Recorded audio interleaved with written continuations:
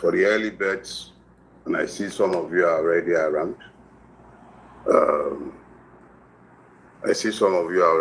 So I've got a minute before we start. Patrick, I'm going to have to call you back. I'm just about to start my morning broadcast. I'll talk to you later. Bye. Gentlemen, good morning. Ẹ káàárọ̀, a kú ọ̀sẹ̀ tuntun. Ọlọ́run ọba a máa fi ṣọ́ ẹ̀ṣọ́ wa. For those of you who are new to my broadcast, let me be clear. The first 15 minutes is essentially devoted to the Yoruba language section. So if you don't speak Yoruba, it's a good time to just hang around. We would be providing a transcript of the Yoruba language section before the end of the week, as usual. So, àkójúmọ́ ẹ̀yin wa ní ọ̀sẹ̀ yìí, nǹkan tí mo fẹ́ bá wa sọ̀rọ̀ lé lórí gangan, ó já lórí òwe Yorùbá kan. Ó ní ogun àwítẹ́lẹ̀ kì í pa arọ. Ṣùgbọ́n nígbà tí Yorùbá mú ọ̀rọ̀ yẹn, wọ́n á mọ̀ ìdá ẹ̀, wọ́n ní arọ tó bá gbọ́ kì í ṣe gbogbo arọ nìkan lógun àwítẹ́lẹ̀ ò kì í pa. Arọ tó bá kọtí ikún, ogun àwítẹ́lẹ̀ á pa. Arọ tó gbọ́ tó fi gbígbọ́ ṣaláìgbọ́, ogun àwítẹ́lẹ̀ á mú lọ. Arọ tí ò rí èèyàn gbé kúrò níbi tí ó wọ́rọ́ kọ́ sí, tẹ̀wọ̀n ogun àwítẹ́lẹ̀ á máa múrú wọn lọ. Lọ́sẹ̀ yìí, mo fẹ́ pe àkíyèsí wa sọ́pọ̀lọpọ̀ àwọn nǹkan kan.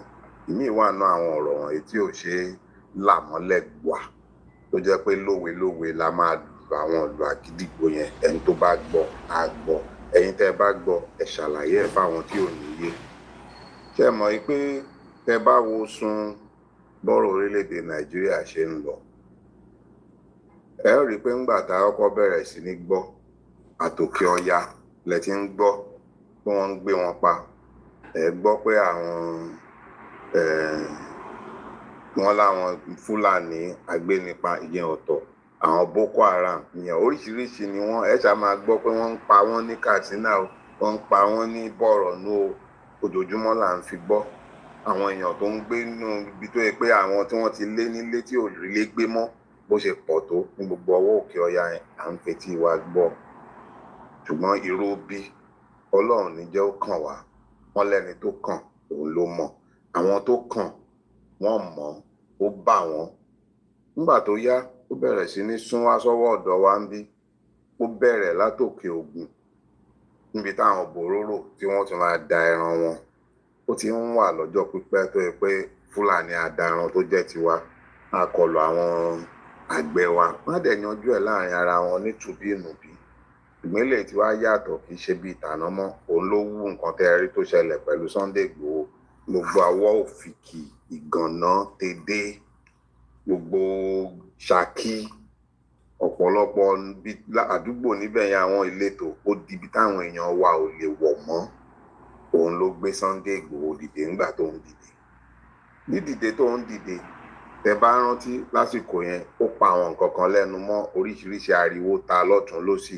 Kò síbi tẹ́ ẹ rìn láwọn gbèríko wa tẹ́ ẹ di pé èèyàn ń pàdé Fúlàní agbénipa. Ó bẹ̀rẹ̀ nígbà tó dáàrin kan gbogbo ọwọ́ Èkìtì níbi tó ti bọ́dà Kogi, ó di ibi táwọn èèyàn ò lè rìn sí mọ́. Nígbà tó yá, ó di pé ó ní àwọn páàtì kan, gbogbo àwọn èmùrè, àwọn èèyàn bẹ̀rẹ̀ sí ní máa sá láti lọ síbẹ̀ yẹn láwọn àkókò kan. Ó di tó wá di pé n tá à ń fetí gbọ́ pé ó ń ṣẹlẹ̀ lókè ọya, ó bẹ̀rẹ̀ sí ní ṣẹlẹ̀ lọ́dọ̀ tiwa. Wọ́n látòkèèrè lolójú jíjìn ló ti mẹ́kún sun. Àwọn kan mú ẹkún yẹn sun láàárọ̀. Àwọn bíi arákùnrin Akérédolú tó ti dolóògbé lénìí. Nǹkan bá wùyàn kéèyàn sọ nípa Akérédolú, ẹ lè yọ ẹyọ kan kúrò nínú ẹ̀ wípé ó nífẹ̀ẹ́ àwọn èèyàn. Òun ló dá Àmọ̀tẹ́kùn, òun ló gbé sórí àtòun àti Mákindé lọ́yọ̀ọ́. Nígbà tó sì yá, Àmọ̀tẹ́kùn yẹn ṣe mọ̀ pé àwọn tó yẹ pé wọ́n ní tí wọ́n ń fi Fúlàní agbénipa ṣe, ẹ̀ẹ́rí pámọ̀tẹ́kùn ò dékò. Ẹ̀ẹ́rí pámọ̀tẹ́kùn kò fi gbogbo ara lágbára láwọn ibì kan.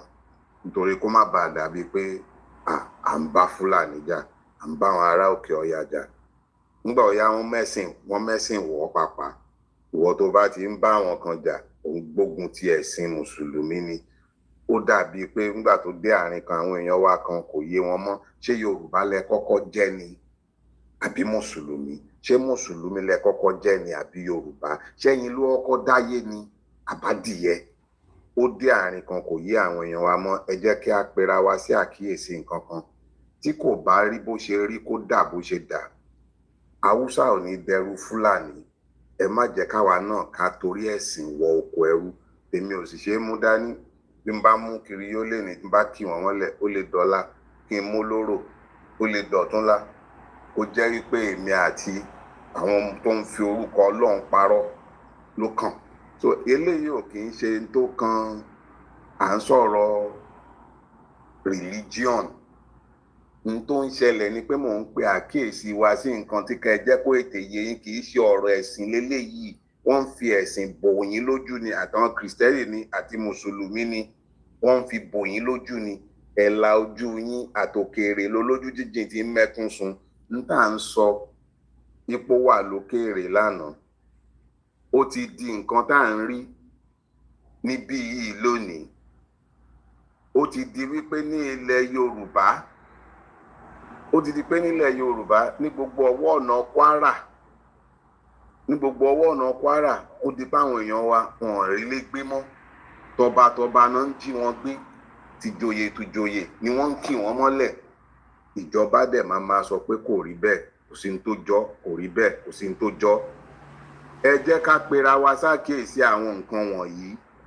Ká tètè mọ̀ pé ọjọ́ ń lọ, ọjọ́ ń lọ, ọjọ́ ń lọ. N tó dẹ̀ ń bọ̀, apá onìkan ò ní ká tá a bá tètè wá nǹkan ṣe sí, ká fi wọ̀rọ̀ kọ̀, ká fi ṣàdá.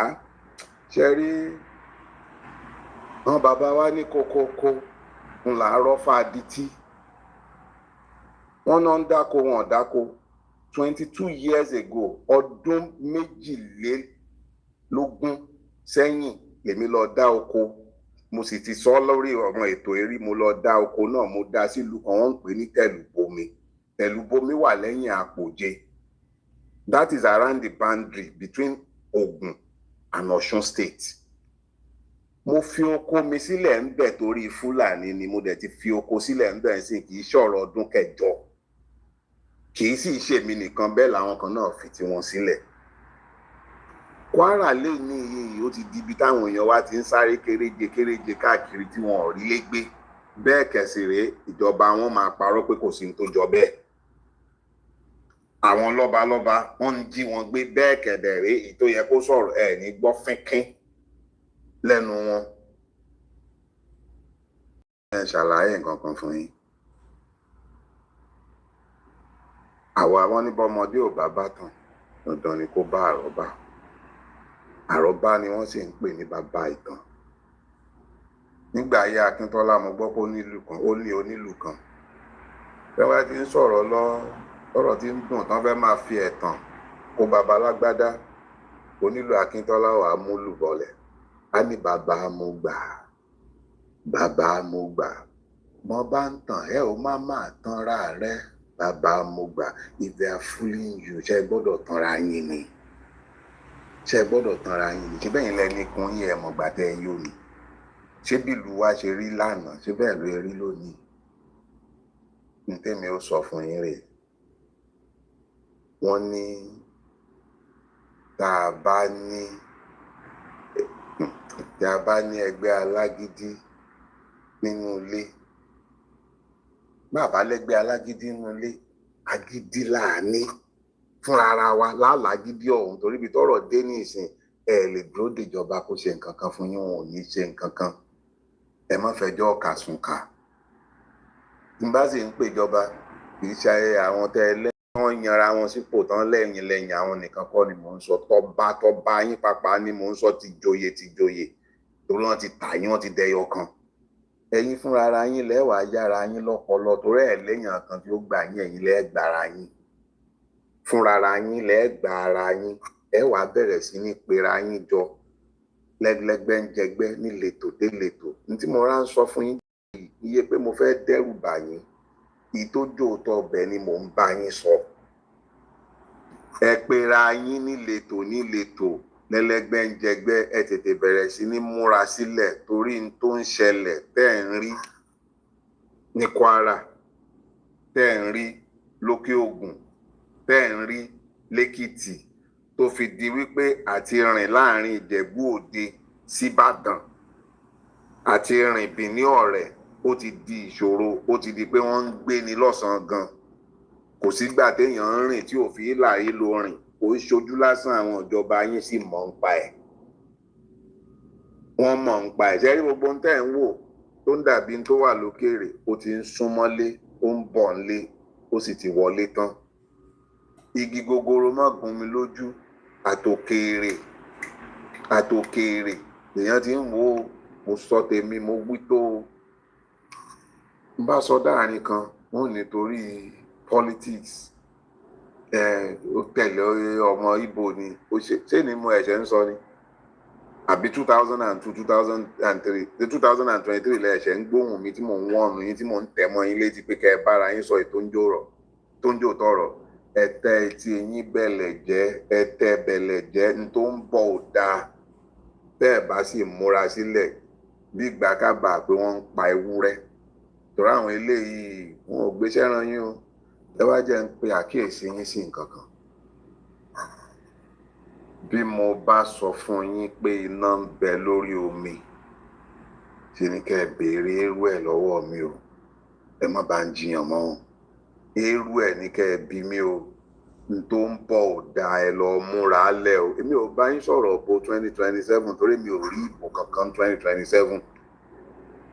Mi ò bá yín sọ̀rọ̀ pé kẹ́ ẹ dìbò fún lágbájá àbí kẹ́ ẹ dìbò fún tẹ̀mẹ̀dù. Ìyẹn kọ́ ni mò ń bá yín sọ. Ní tí mò ń bá yín sọ kò ju wípé ẹ lọ múra lẹ̀ torí n tó ń bọ̀ ò dáa. Ìwọ̀nba ni mo lè sọ lédè tiwa tó lè yé yín. Ẹ̀yin tẹ́ ẹ bá gbédè yìí, tẹ́ ẹ sì tún gbé tẹ́ ẹ gbọ́ Gẹ̀ẹ́sì. Ní tí mo fẹ́ sọ tí ó bẹ̀rẹ̀ tí n bá ti parí àárín.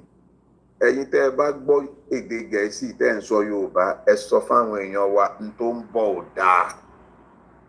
Kí ni mo wí fún yín? N tó ń bọ̀ ò dáa. N tó ń bọ̀ kò dáa. Ẹ lọ múra lẹ̀, ẹ múra lẹ̀, ẹ múra lẹ̀. N tó ń bọ̀ ò dáa. Ní Ṣàlámìs tó nǹkan pariwo lásán pé nǹkan ń bọ̀. Ǹjẹ́ ẹ̀ṣẹ̀ máa sọ fún yín. Ìyí tó bá mọ̀ mí nínú yín kó padà lọ wo ohun tí n bá ti sọ. Ìpera mi ní wòlíì o. Ṣùgbọ́n Ọlọ́run ó yá mi lọ́pọlọ, mo sì mọ̀ ọ́n lò. Mo dẹ̀ ń sọ fún yín. Ẹ ń bá fẹ́ kó gbọ́, ẹ ń bá fẹ́ kó má gbọ́. Ṣùgbọ́n n tó ń bọ̀ kò dáa o. Kókókó là ń rọ́ fáadití. Mo rọ́ tèmi o. Mo rọ́ o. Mo rọ́ fàyè o. Mo rọ́ tó o. Ẹ ń bá fẹ́ kó gbọ́, ẹ ń bá fẹ́ kó fi gbígbọ́, kó fi ṣaláì gbọ́. Tó bá wù yín pàápàá, ẹ nítorí pé wọn ò nífẹ̀ẹ́ Mùsùlùmí ni mo ṣe ń sọ ohun tí mò ń sọ. Ṣùgbọ́n ẹ rántí. Fún Haúsá, fún Fúlàní ẹyọ oró kan tẹ́ bá mú jáde, ẹ rí Haúsá bíi ìgbà. Bẹ́ẹ̀ kẹ̀sì rí. Fúlàní ní í ṣe olórí Haúsá. Kí ló dé? Ẹ̀sìn ni. Ẹ má jẹ́ àwọn fẹ̀sìn mú yín lẹ́rú o. Nígbà ayé àwọn Latif Adégbìtẹ́, à ń ṣe Islam nílẹ̀ Yorùbá, wọ́n fi mú wa lẹ́rú. Kí ló ṣẹlẹ̀ sí yín lónìí tó fi wá di wípé ẹ lè dánú rò mọ́? Mi ò rí jù báyìí lọ lọ́sẹ̀ yìí. Ọlọ́run kó ṣọ́ wa parí ọ̀sẹ̀ yìí. Ire o.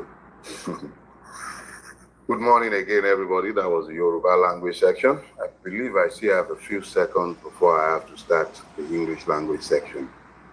And it's loaded this morning. It is loaded because I do have quite a few unfair bits to say, but I will be trying my best to make it as succinct as I can. You will permit me and you will humor me. I will try my best once again not to allow this to run above my normal 30 minutes or less. I will try my best. So, good morning once again. This week, I have picked for myself, not even picked really, it's picked for itself. I have a title, and I titled it, It Is Time. Yeah. It was whilst I was delivering last week's message that it struck me that we had circled this mountain for too long. Way too long, we circled this mountain. And I believe we're entering a period where we're dealing with what I would like to refer to as analysis paralysis, especially some of us who are given to intellectual cogitations. Let me just put it that way. I tend to spend time mulling a subject, sometimes for years, before I would even speak to those subjects publicly. I might argue with friends to sharpen my thought or to come to a settled position on the subject. So when I was in the middle of preparing my sermon exactly a week ago, and it came to me that what I need to be speaking about this week is the subject, it is time. But what do I mean? What do I mean by it is time? Somebody even asked me during the course of the week, once the subject was communicated, somebody went on there and said, it is time for what? It is time to do what? So what I want to do is, first thing first, I would like to discuss the subject of time, the concept of time within the context of my meaning, so that we would have clarity as to exactly where I'm going with this. Time, in the mindset of the Yoruba or in Yoruba cosmology or in our philosophy, which shapes my own worldview, consists of a continuum: the past, the present, and then the future. But within the context of my usage this morning, I'm speaking about the time to do something. You know, there is time and there is season. Yorubas will say, Igba ati asiko. Igba refers to season. Asiko refers to the hour. In saying that it is time, I am actually talking about the hour. Yeah, the hour, a moment in time. That is what I'm speaking to this morning. So that we'll be able to place these in context. I'm going to ramble a bit, so you're going to have to follow and be a little patient with me. I must speak to the protest called for tomorrow because it dovetails into the subject that I want to discuss. Yesterday, Facebook brought a memory that is 5 years old. Exactly 5 years ago, just a couple of days before the massacre that took place at Lekki Toll Gate, I made a post where I was asking the Nigerian army if it was going to find the capacity to kill us meaning the protesters. Even though I never joined the protest, I went there two or three times, essentially as an observer. But I could sense what the Nigerian state was planning. I knew the Nigerian state had to do something because it could not afford to let SARS end. It could not end SARS. SARS is the instrument of the impunity by which the state enforces its impunity. So it was impossible for the Nigerian state to let SARS end, because ending SARS would mean ending impunity, which the protesters cottoned on to after a point. It started with end SARS, it became end impunity, it became end bad governance, it became end corruption, it became end every bad thing in Nigeria. Those protesting began to make the connection between the system and the SARS that was set up to protect the system. And how does this dovetail into tomorrow's protest? A few people have asked me, what is my position regarding tomorrow's protest, as called by Dele and the Revolution Now movement?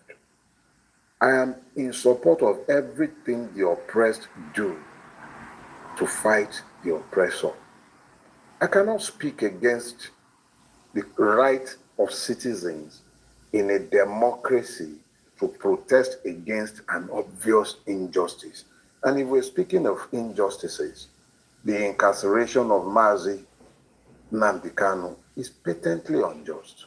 Within the context of today's realities in Nigeria, with terrorists who have blood on their hands, being mollycoddled by the state, feted, able to address press conferences, it becomes unconscionable to continue to justify the incarceration of a man who has expressed the genuine grievances of a people, however much one might disagree with his methodologies. It does not rise to the level of the brazen criminals that the state has been very happy to embrace. And I'm not just talking about the ones that you see in the forests and in Katsina. What about the ones that they call Agbero, that are routinely protected by policemen who stand aside while these Agberos are busy threatening citizens in a supposed democracy? So I'm saying this so that you begin to understand that the Nigerian state, as it is currently, as it is today, as it has always been, has an affinity for terrorists, but have always hated those who say they are fighting for rights. How does this dovetail? I'll come to it. It is the inalienable right of human beings to protest. You can't beat a child and claim that he shouldn't cry. So, insofar as it relates to the right of a man to protest against injustice, I applaud Dele and everybody who will be going out tomorrow, and I urge all of you, keep your head. You're not dealing with a state that has any respect for your rights. Now, if I say it is time and I'm not going to join tomorrow's protest, not because I don't believe that there is a right to protest, but because I don't believe it is the solution. I have never joined any protest. And that is because I don't believe that the Nigerian state is capable of hearing. So if you're calling me to come to a barricade with the intention of ensuring that the Nigerian state cannot move forward until it addresses the issue, if you're saying that we're going to shut down the entire system, go ahead and convince our people that it is in our interest to sit back, not because of one issue, not to end SARS, not to free Nnamdi Kanu, but to change this evil system that has suppressed all of us for a long time. Now, there are multiple issues, and they must be separated and clearly explained. Another, you saw Reno and his denunciation by his erstwhile associate. And then the subject of American intervention in Nigeria and all the shenanigans began. Let me quickly, I've told you, it's going to be a long day. We have a lot to unpack, and they have to be unpacked so that we will correctly treat the issues. Is there genocide going on in Nigeria? Yes, there is. I don't need any American to tell me. We've been saying this for years, that the Nigerian state is complicit in the murder of its citizens, and that the Nigerian state is the one sponsoring the insurgency in his own territory for political reasons, for ethnic hegemonist reasons. We've been saying this for years. I do not require Reynolds American to tell me, and I do not require American help to solve our problem. It is up to me and you. America can only amplify our voices. If we're fighting and they join us by proclaiming the truth, that's fine. But let me be clear with you. America brought the APC. It was complicit in its creation. It was complicit in its empowerment, and it cannot turn around and offer itself as the solution to the problem that it has created. Even if it will help us, let us be clear in understanding that we are the ones who have the problem, and that dovetails into one more thing, the military coup that they have been talking about. If the Nigerian military is indeed plotting a coup, I need all of us to understand that it is not in our interest. Whatever coup is being planned is not being planned to make me and you citizens. It will be a function of an internal crisis within the Nigerian power dynamics. It is me and you, all of us, the victims of Nigeria, who need to understand that those benefiting from Nigeria are not divided unless they are squabbling over the sharing. That is the only time you ever hear about them. So if there is any rumbling in the military, be careful not to pick side because it's the same side. We are the ones who end up becoming the victims of whatever they are plotting. It is time, yes, but it is time for a people-led change, a people-driven change, a change defined by me and you, clearly understanding the dynamics of the geopolitics that has brought us to this moment. We can't keep waiting forever. The time is now, but we have to understand very clearly. The way the world is, you're either going to be praised, to be fed on, to be preyed on, or you are going to have to be the predator. If you are not going to be a predator and you don't want to be the prey, you better make yourself impervious to their attacks. Because I tell you this, and let me be very clear, you don't want to become the pawn in anybody's game. Americans do not care how many of us die. They don't want an all-out refugee crisis, but they are fine with us having just enough stability to continue extracting our minerals. That is what is happening. They can't vote in multiple parts of northern Nigeria, but they are extracting minerals. Schools can't open, but they are extracting minerals. Chinese, Indians, they are all over Zamfara and most part of the northeast and northwest. And you'll find them in every one of the conflict zones have foreigners there. And you don't seem to understand that all that is happening is that they are redistributing land in order to extract value. I am saying all of this so that you would understand that there is an urgency to the need for us as a collective to begin to organize ourselves. What is it that suddenly awakened the Americans to the genocide in Nigeria? Were they unaware of this genocide when they were refusing Dele Jonathan the right hands? Guys, it is time to wake up to the reality that if we don't save our country, evil as it is admittedly, if we, the victims of Nigeria, do not find the time quickly to save it, it will collapse. But it will collapse only to the point where they will have time and impunity to do as they please, and the world will care nothing for what happens to me and you. They don't care.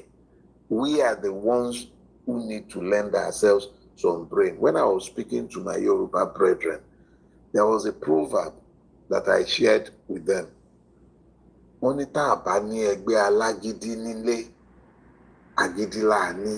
If you not get crazy man inside your house, you better be crazy yourself. We have come to the point where we must understand that we are the ones who have to be deliberately insane if we must save ourselves from the catastrophe that is coming and that has been designed for us. Campbell told all of us that Nigeria was going to collapse in 2016. He didn't. They were the ones who brought the trouble in 2015. Jonathan was not meant to let go of power. If he hadn't let go of power, the problem, as the crisis as predicted, would have happened in 2016. but he let go of power.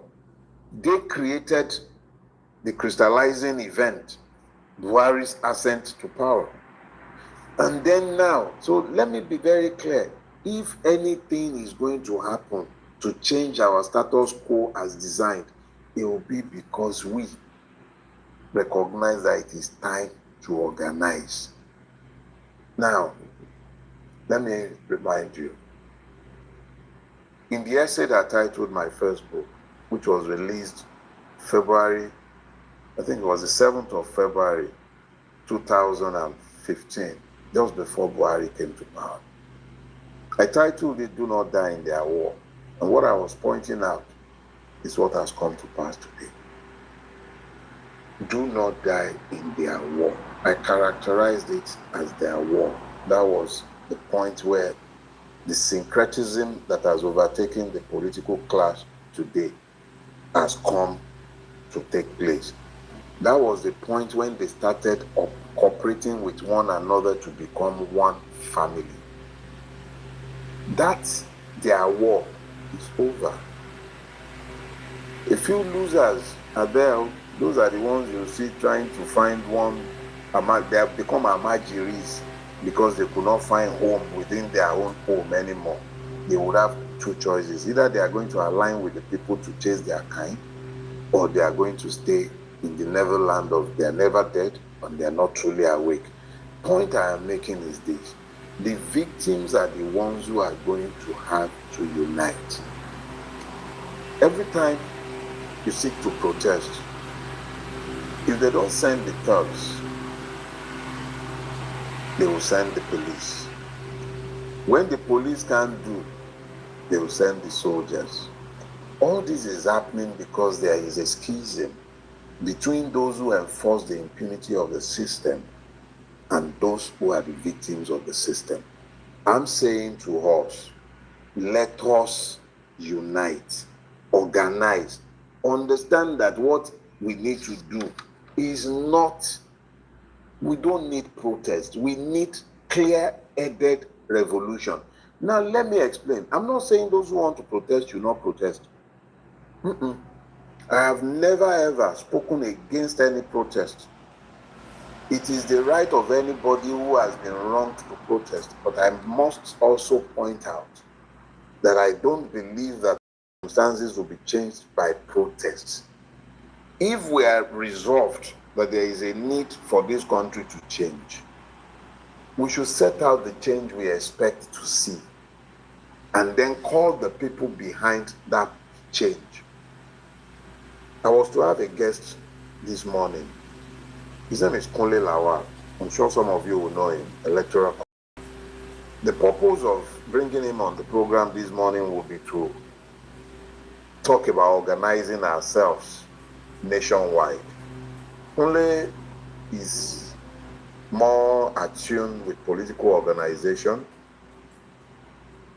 but unfortunately we have some technical issues and he was unable to join the broadcast. But I'll be bringing him tomorrow evening by 8 p.m. When I say it is time, I am saying it is time to organize to end this madness. To do so in a non-violent fashion. To do so setting out clearly a way for all of us to come together, because without organizing, we become a mob. A mob is easily defeated.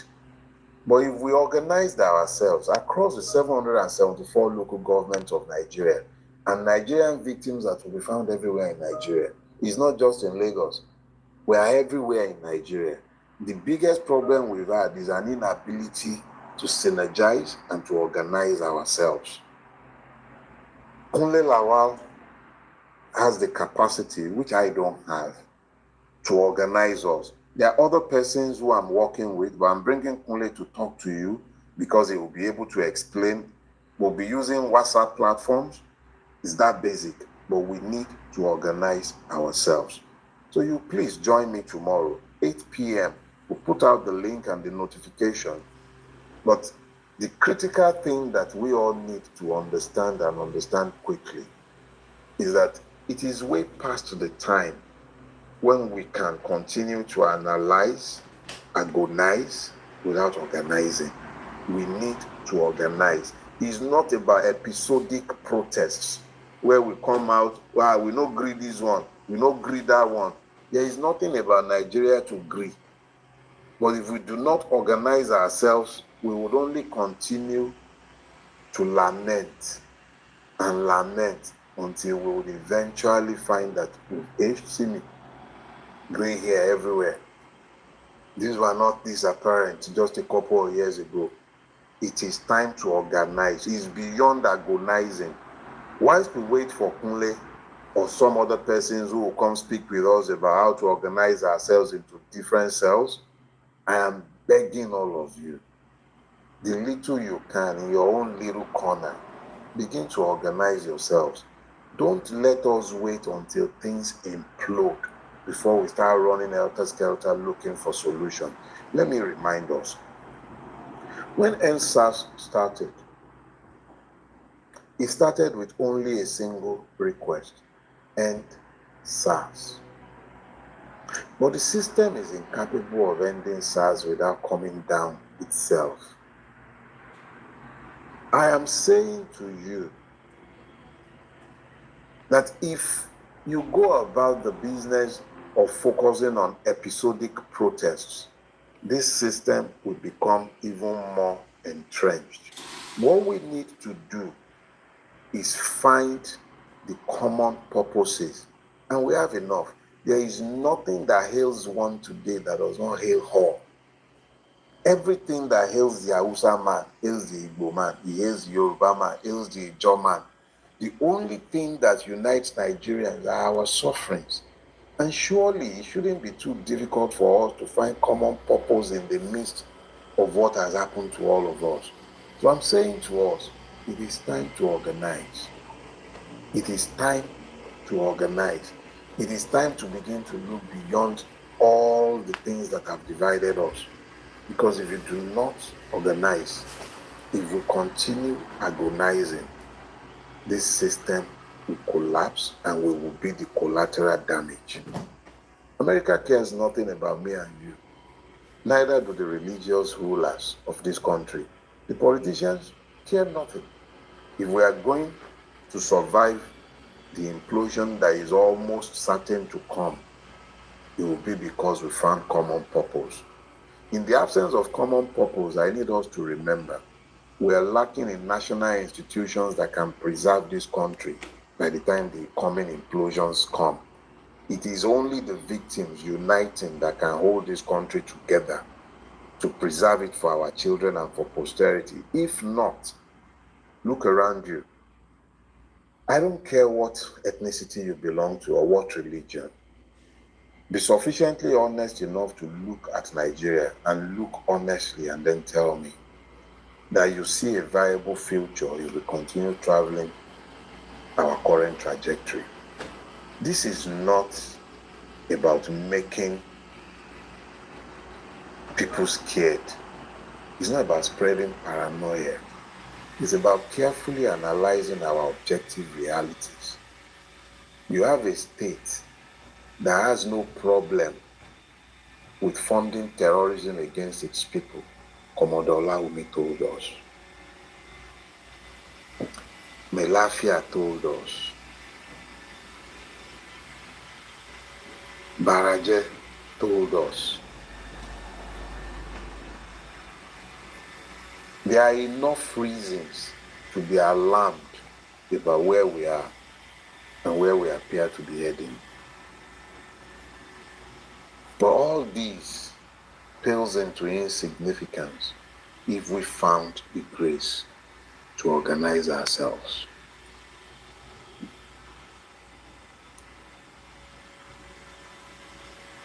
There is a lot to say, a whole lot. But the one that I need you to hold and remember is that it is time to organize. It is time. It is time to organize. In the failure to organize, unite ourselves and be prepared Nigeria will be child's play compared to Somalia and some other places where human life has been discounted. I cannot go this week without reminding you to lend your support to the fantastic job that Peter Aka is doing. I'm not going to talk about 2027 because I'm not even sure if there will be a 2027. But I must talk to you about supporting Aka so that we are prepared in the event that we manage to stave off the evil day and we do have a voice by that time. But over and above everything, organize and do so beyond the partisan blinkers. I'll see you tomorrow, everybody. For as many of you as are able to join us, we'll put out the notification before the day is out. I'll be with Kunle Lawal tomorrow for 8 p.m. Join us. We'll be speaking specifically to only one subject, organizing ourselves into cells across the country to prepare for what is definitely coming. Ogun àwítẹ́lẹ̀ ò kí ń parọ́, èyí tó bá gbọ́. The war that was foreannounced does not kill the cripple if he listens. Said my own as best as I can. I hope I'll see you tomorrow. Let's talk then. But more importantly, let's begin to organize. For those of you who are going to go out to protest tomorrow, it's your inalienable right, and I support your right to do so. And yes, it's a worthy cause. But as you do so, be mindful of the fact that you are dealing with a country whose security forces care nothing for your lives. And yes, before I go, I must say one more thing. If ever the day comes when the Nigerian state decides that what I have to say about the evil that it is enough reason to curtail my freedom, let nobody beg anybody for my freedom. Don't put off any free Dele Farotimi. I don't want to be free though. If and when that happens, let me enjoy the pleasure of my prison cell. You can demand that they try me. You should demand that they try me, but do not beg anybody for my freedom. Are we clear? God bless you. Beg nobody for my freedom. If and when the day comes that they come for me, demand that they take me to their court. As criminal as those courts are, still a few good men and women there. And even if they aren't, you'll be the court that is on trial. And I rather enjoy the idea of that. Let nobody beg for my freedom. God bless you all. Enjoy the rest of your week. And I will see you all tomorrow. So, greetings everyone. Welcome. Thank you for stopping by. Guys, please, the likes are low. Please double tap if you have not yet liked the show.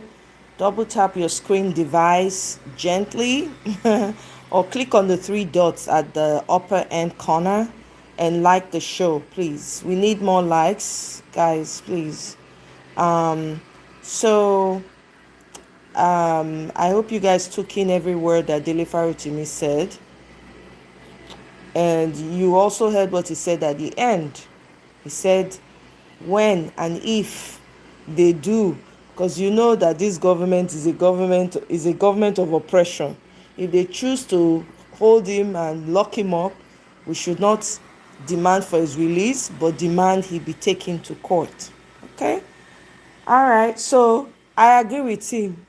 We all need to organize and we need to unify. That is the anecdote. That was my title earlier. But I had said yesterday that I was going to use Dele Farotimi's words because I had listened to it before bringing it to you guys. So I agree with him 100%. The only way you can defeat this man is by unity. Nothing else. Nothing else. Nothing else is going to work. Tracy, I see you. Welcome.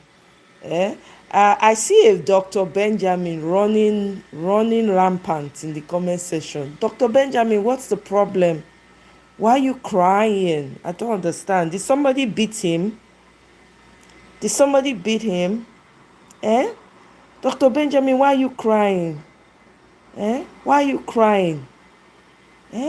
Please, don't cry, yo. Have you liked, Dr. Benjamin, have you liked the show? Have you liked the show? Please like the show so that you can continue to cry if you want to. So that's it. So, I mean, Dr. Benjamin, I'm sure you're enjoying Nigeria and your family is enjoying it, right? I'm sure kidnappers are your best friends. Anyway, why am I wasting my time? I have more important videos to show you guys. Let me show you guys this. When you've done collecting, because I know it's 20k per tweet, so please tweet as much. You can run rampant today.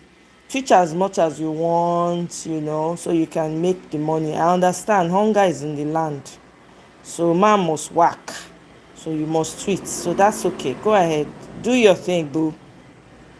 There was a presidential pardon some few days ago, whereby the president pardoned a lot of people, and it sparked a lot of controversies around the country. Now, why people are complaining is that the president pardoned a lot of people that did dangerous crimes, and he has set them free, even without completing their sentence in jail. Now, for example, there is a kidnapper that he kidnapped even Mike Ozekome and some other top people, and even unalive some top men, and the president have pardoned such man. Now, my take on this particular matter, I will give you my take. But before my take, now there is a family of one household family like that. Now the wife unalives the husband. I remember that case trended online, where the follow of the case, the family of the man took the case to court, and last they sentenced the woman to prison. Do you know that the presidents have pardoned the woman, have granted her pardon? That woman has returned home. Now, while people are looking at the case, the family of that man have said that this is the worst injustice ever in the history of Nigeria.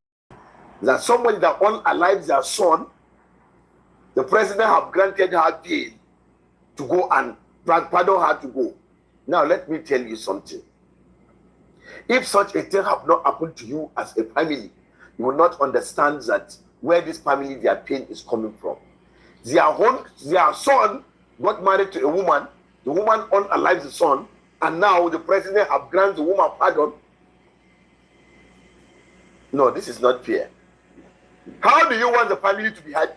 How do you want the family to live when their son, okay, did he bring back their son? You see, this country, don't allow them to unalive you. Don't allow them to take your life. One light and life. There is no justice. I am not happy with this one that the president did. One light and life. I'm not happy that Allah. Drug barons, you are releasing them. We are saying that the problem of this country now, we are saying that the people that are committing the crime is too much. We are thinking of how to reduce them. Now you are bringing the ones that we have reduced, we are bringing them back inside. Now the country is now filled up with people that are doing crime. I watched a video online that is trending currently, where they say that bandits came in Katsina State, they came to a premises to come and do a peace deal. You need to see the guns that these people are holding. You need to see the amount of people. You see how there are many in Katsina State. Look at how they are many with guns, plenty guns. Look at how they are many. Look at how they are many with guns. Who gave them all those guns? Who bought all those guns for them? Do you know, when I saw that video, may God forgive me for what I'm about to say, but this is what is in my mind. It's my mind. You cannot blame me for saying my mind. This is what I feel. The thought that came into my mind when I watched that video of those bandits carrying gun in Katsina State. Katsina State. This is a state that have produced the president, former president, Umar Musa Yar'Adua, that is late. This same state have produced the late President Muhammad Buhari. Now, when Yar'Adua left that state, when Yaradua was the president, Katsina was not like this. Katsina state was not like this. As a matter of fact, I went to FDC Daura, Katsina state. Katsina state used to be one of the most peaceful states in the world.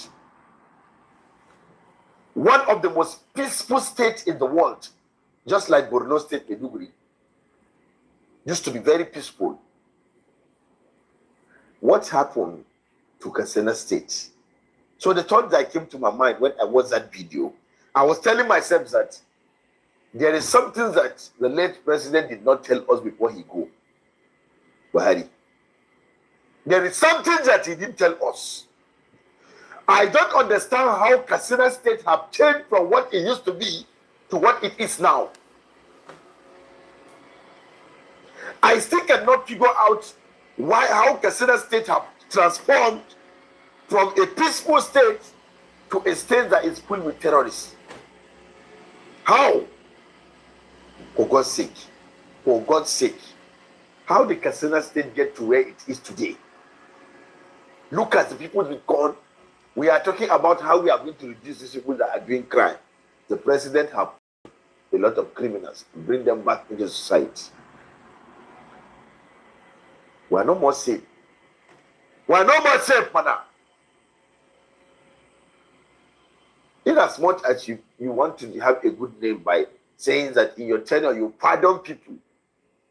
So if you are going to pardon a criminal that did something like that, masterminded the kidnap of Mike Ozekome and some other people, he was brought back to society and people were clapping.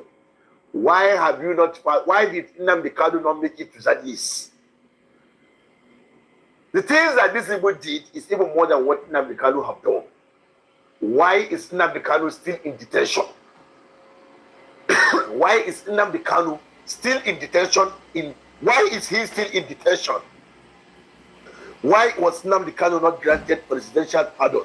Why is it that he didn't make it to the list of the pardon? The people that they pardon. If you can pardon a drug baron, if you can pardon somebody that unalive her husband, clearly against the will of the family, so why have you not pardoned Nnamdi Kanu? That is the question that I'm asking today in this video. Why have you not pardoned him? Maybe there are some people that they pardon that unofficially is not in the list. They pardon them. They are top people. Maybe Evans the kidnapper have been pardoned, but we don't know. You never can tell. This country, anything can happen. I don't even know anymore. Wallah, I don't know anymore. I'm not happy with this. Wallah, I'm not happy. This one pain me. Wallah, I'm not happy. I am not happy.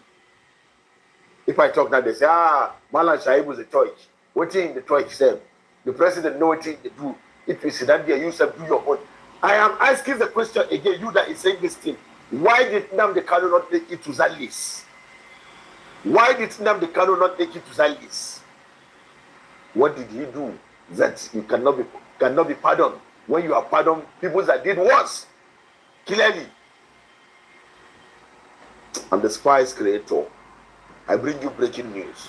Google me if you like. Don't Google me. That is your business. But everything I've said in this video, from the beginning to the end of the video, is allegedly part all.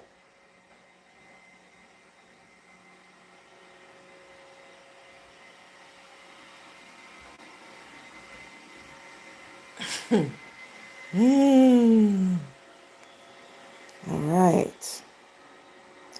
Okay, so DSS warns of imminent ISWAP attack on Ondo, Kogi states. The Department of State Services, DSS, Dr. Benjamin, please, you people should stay alert too, okay? It says, has raised an alarm over an alleged plot by members of the Islamic State of West Africa Province, ISWAP, to launch coordinated attacks on communities in Ondo and Kogi states. All right? So I think you should be worrying more about that. In a confidential memo to the commander of the 32 Artillery Brigade, Akure, and signed by H.I. Kana on behalf of the State Director of Security, the DSS warned of imminent attacks and urged the Nigerian Army to intensify surveillance and security patrols across vulnerable areas. The titled imminent attacks on Ondo State by members of ISWAP, the letter identified Eriti, Akoko, and Oyin Akoko in Akoko Northwest local government area as well as Owo town as possible targets. Intelligence confirmed plans by members of ISWAP to carry out coordinated attacks on communities in Ondo and Kogi states anytime soon. The DSS stated, adding that the terrorists had begun monitoring potential soft targets. The agency called for proactive measures and community vigilance to forestall any attacks. Confirming the development, Ondo State Police spokesperson Mr. Olayinka Ayonlade said the police were already acting on the intelligence. That's partly why we were in Akoko on Sunday. Everyone is taking steps to ensure no event takes us unawares. He said the alert comes 3 years after the June 5th, 2022 attack on St. Francis Catholic Church in Owo, which left 41 worshippers unalived and dozens injured. The suspects believed to be ISWAP members were later arrested by the DSS and are currently facing story. Yeah. Story. If you check the militaries, but they're probably there. DSS warns of an imminent attack on Ondo and Kogi. Dr. Benjamin, go out, see what you should be worrying about. Here it is, right here. Because the man that is carrying water for, the man no give a shit about you. If you buy now with your entire family, not send. Not that it matters to you anyway. You've already put your head on the block, on the cutting block for them to destroy. So hey, who am I? Look at the lady, oh. This video, see her. This is it. When they kidnappers them for the past, it don't reach past 72 hours. Nothing. They never fake it. See her. Hell. Saloba. My people are beg, more quick. We can need to kill. Now, 5 o'clock. Before I come. Yes, they don't kill me. Now, they don't kill me. 5 o'clock. They just like that. How was you? Help me. See her. They won't kill me out. See her. Hell. I said I not feel, but I had to. I want you guys to listen to this video. Okay? Okay, I'm going to give you a prime example of how Africans are much different than Black Americans. Okay, just in the way. Pay attention to the mess. I want to know whether I grab her. Okay, and I'm not being racist. I just know the difference between the two cultures. Now I'm going to talk about it in my profession, which is law. Okay, if someone comes to me and they tell me they want to be a lawyer, Black Americans versus an African, right? A Black American, why you want to practice law? Man, I saw how my people were done wrong. I want to give back. I just think about the ancestors and they've had to overcome and what they had to do. And I just see how, the law treats Black people or my people. That's usually my people. I see how the law treats my people versus how they treat everyone else. And I want to make a change for my community. That's typically what I hear from Black Americans. Now, if you ask an African the same thing, it's all about personal mobility or the mobility of their personal family. It's not about the community as a collective. It's about their parents, pressure from their parents, and upward mobility. And they usually won't do anything that has to do with social justice or elevating the Black community. Neither is wrong. It's just a different process. It's a different mindset, right? So going back to what I say about delineation, when you have Black Americans who think about the community, the whole, and you have others that come in and able to benefit off of the whole, but yet they don't give back into that energy because their thinking is different. And nothing is wrong with it, but you have to recognize that it's two different mindsets. And this is not for divisive purposes, it's just so you can understand. Okay, so now hear the difference. Okay, So why African Americans, they think of the whole, the good of everybody. African, typical, and it was not always like this. So the funny thing is that it was not always like this. The birth of capitalism in Nigeria or in Africa destroyed family values. Back then, if one person is doing well, they carry everybody along. Your good was meant for the community. I remember I had an uncle then that went to school in the village, from the village. When the man came back after going to school, he don't get more money, don't enter in hand. He came back to the community and started giving back to the community, helping his community. He was well known because of that, because he helped all the households, most of the households in the communities, as many as rich. That's how it used to be. For some of the people that were born recently, African culture was not always like that too. Nigerian culture is, in fact, till now, there's still people who think about, everybody. As long as they think about how, to elevate everybody. At least that's the family me I come from. Everybody's carried along. If one person they chop, everybody they chop. And even reach outside of your own direct family to other family members. That is how it is being. Now so it be before. I just make her talk that one. Okay. All right. Moving along. Let's see. Meanwhile, Muslims have been crying yesterday. I came on late last night. Well, not late, not too late.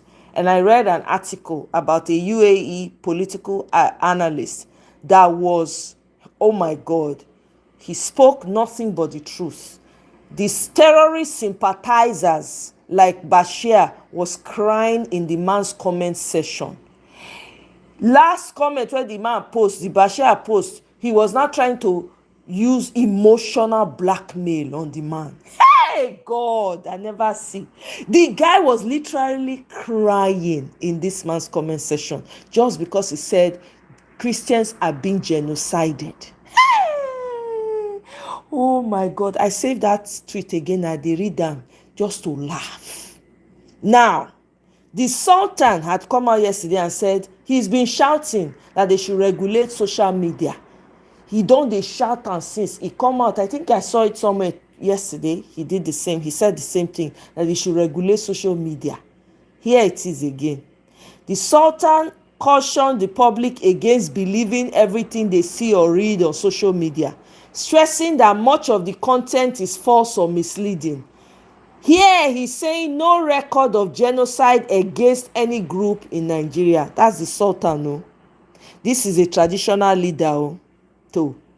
When they come for traditional leaders, people everybody go they do like say they are untouchable. They are human beings. They get blood, they flow for their veins. They shit, they piss. Excuse my French. If the people's lives don't matter and property don't matter to you, who are you being traditional leader over? That's the question. If the lives of your youth is nyama nyama, who are you being traditional leader over? If your youth are not thriving as a traditional leader, it should be an embarrassment. Anyway, I move on. We are not here for traditional leader. Now, here is a man crying out. He says after his shop was forcefully taken and auctioned by the Sharia Court of Appeal in Abuja.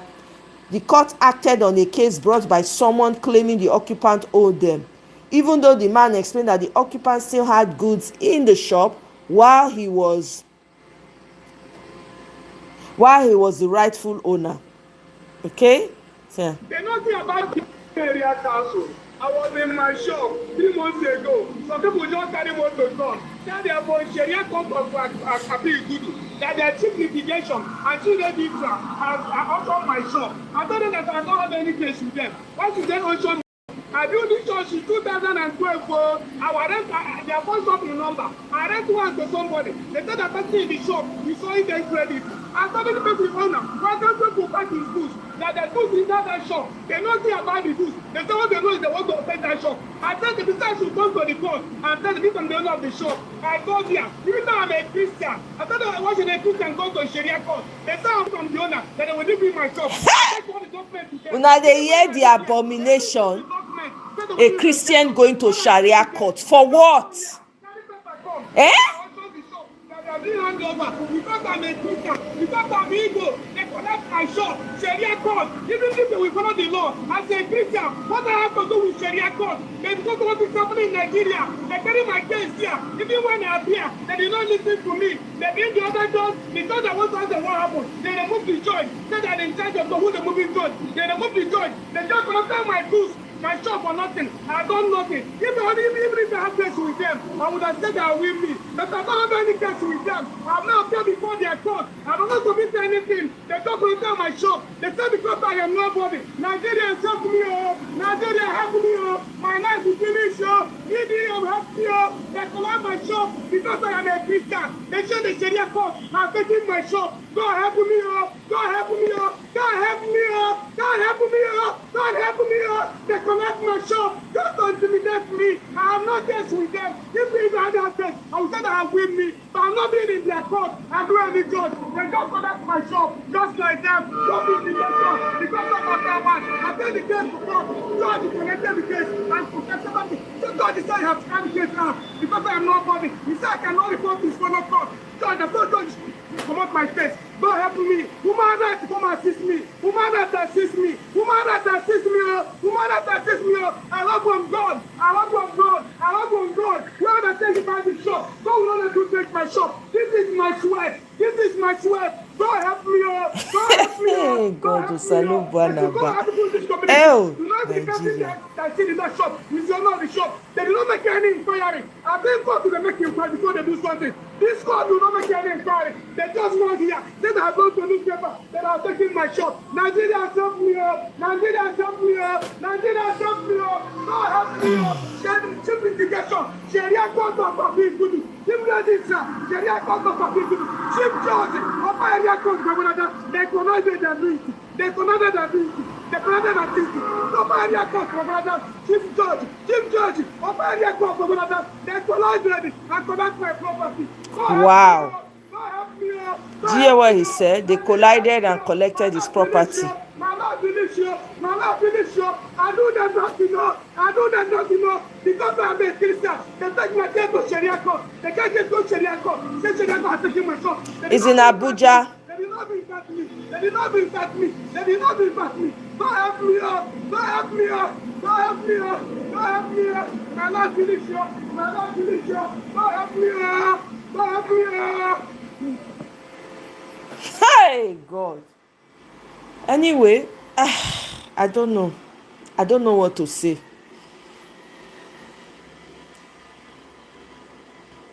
See, they keep lying. There's no genocide against Christians. Here is another gathering of a community dominated by Christians. They were not in a crusade. They were not conducting any religious ritual. They were burying their loved ones who were pied in cold blood by cold-hearted terrorists. Yeah, there's no genocide in Nigeria indeed. See coffins of people, human beings. So see their Reno. If him mouth dey move, e dey lie. Here's an evil agenda. Here's an idea of how evil the Nigerian government is towards its people. When the alarm on genocide against Christians in northern Nigeria became very loud in the US, especially from the Republican Party bloc, the Nigerian government sent Ren to fetch a US journalist and deceived him with a lie that he was embarking on a truth-finding mission. They paid for airtime on Arise TV for Reno Omokri and the journalist to make an appearance. Being a station generally considered to be relatively objective in reportage compared to other Nigerians' mainstream media, Arise TV was fit for the plan. Before they went live, they baptized the American journalist with the title mayor from Texas and a member of the Republican Party. This was a perfect lie for the purpose. Then they handed the American a script that spins and amplifies a dark deceit, which suggests that the genocide in Nigeria does not target Christians but distributes casualties across religious divides evenly. The plan was careful and perfect. A U.S. independent journalist and a mayor from the Republican Party, after investigation, tells the truth from his findings, which rebuffed the narrative of a genocide against Christians in Nigeria on Arise TV, a platform believed to be objective. This was the plan of the Nigerian government. They do not care if anyone is killed at all. They are not bothered in finding out if there is indeed a genocide against citizens. They exist to protect. It is not their concern how many lives are wasted and will be. Their worry is that the truth about the genocidal attacks will hurt the political ambition of President Tinubu. Hence, they show deep desperation to distort the truth and churn out dark propaganda. This is how evilly minded the Nigerian government is to its citizens. I'm sorry, your politicians don't like you. They don't like you at all. They don't. Eh?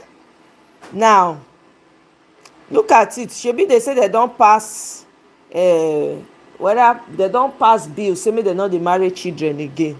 Afam Osigwe, he say no court can compel two persons to marry. The NBA notes with serious concern reports of a magistrate court in Kano allegedly ordering two popular content creators, Idris Mai Wushira and Basira Yaguda, to formalize their relationship through marriage within 60 days following a case arising from the publication of an indecent video. This development reflects a grave middle, so they were forcing them to marry. Hey, God abeg o.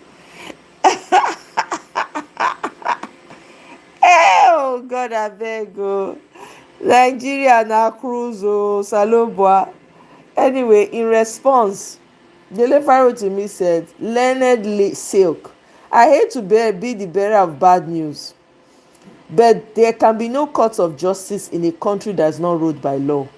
The continuing presumption of the capacity to do justice to our criminal justice system is what has reinforced the illusion that we have courts of law. Our judiciary is not the last hope of the common man. It is hopeless." Eh? Mike Arnold never comot leg from Reno neck. He's still pressing on. Meanwhile, they have Shehu Sani on news trying to spin narratives about the Christian genocide in Nigeria. Before I come to that video, remember the guy that the President Trump's senior advisor on Africa, the Bolos guy, the Lebanese guy. Okay. Now the people, there are a lot of people on the Republican side that are now calling out Bolos. They said President Trump's senior advisor, this is Tibor Nagy, I don't know, on Africa, Bolos, is wrong in dismissing reports of persecution against Christians in Nigeria. Yes, it's easier to be diplomatic, but reality is reality and we need to address it. Senator Cruz is right in calling it out. So this guy now, they call him out for denying it. Now, remember that Boala went to Cannes to try to twist whatever they said at the meeting. Now, Cannes now made a press statement to clarify the meeting. Liars. Your government is a government of liars, by liars, for liars. The Christian Association has distanced themselves from what Daniel Boala went to say. He says, I'm just going to read this excerpt here. The portrayal of Boala it says Khan was alarmed to see a press statement reportedly issued by Barrister Boala titled "Presidency Debunks Western Christian Genocide Narrative in Dialogue with Khan Leadership." The report falsely suggested that the Khan president, Archbishop Daniel Oko, dismissed or downplayed the ongoing killings by describing them as a so-called Christian genocide. The portrayal is completely false and grossly unfair. The meeting was recorded by Khan's media meeting media team, and at no point did Archbishop Oko use such words as express such a review or such a view. Referring to the tragedy as a so-called genocide trivializes the pain of countless Christians who have lost loved ones, homes, and places of worship in targeted attacks.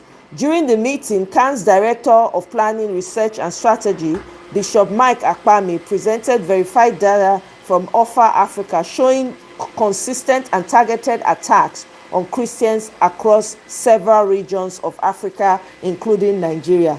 So they were debunking these guys' lies. Now, a Lagos journalist has been arrested after exposing 350 million constituency project fraud linked to lawmaker Benjamin Olabinjo. Where is Benjamin?